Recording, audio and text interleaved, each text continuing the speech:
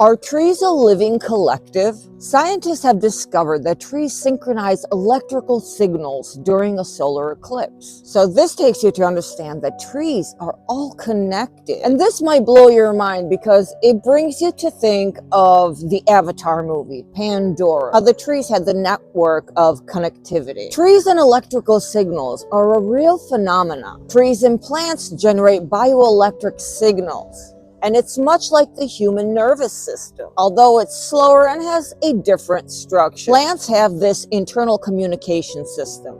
They respond to stimuli such as light, touch, damage, and environmental changes. They can even propagate between plants through their roots and something that I would call a wood wide web. So when scientists noticed during a solar eclipse what happens, they were like, this is proof. So what happens to trees, plants when there's a solar eclipse?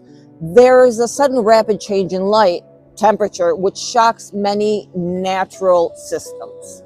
The eclipse from 2007, they had studies done on that, and it showed how plants and trees suddenly altered their electrical activity, including synchronized patterns, almost like a forest-wide pulse or a collective breath. And these synchronized signals suggest that the trees might be responding to an eclipse as a group, much like a biological network.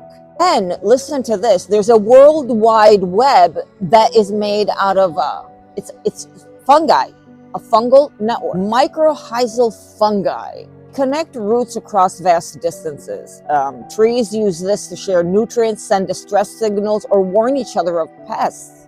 They talk, they communicate. It's useless that people try to say, oh, no, they don't. They do. It's like a biological internet, and during major events like the eclipse or environmental stresses, these systems may amplify shared responses.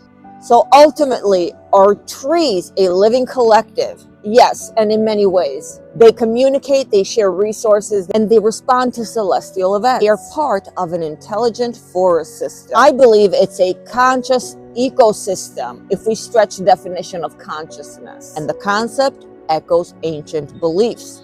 I didn't come up with this. This is rediscovering ancient history. Like the Druids who thought that trees held wisdom, indigenous legends that forests speak. Do you see how it's starting to sound like the Avatar movie?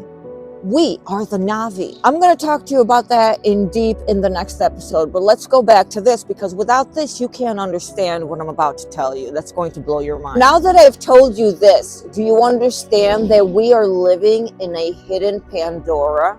And now that I've shown you that here on Earth, trees and plants are all connected in this wide, this huge web. Avatar shows us the real world tree connections. So are we living in a hidden Pandora? I'm going to show you how we can connect the Anunnaki history with the Avatar Pandora movie, and it's going to blow your mind. But we are the Na'vi.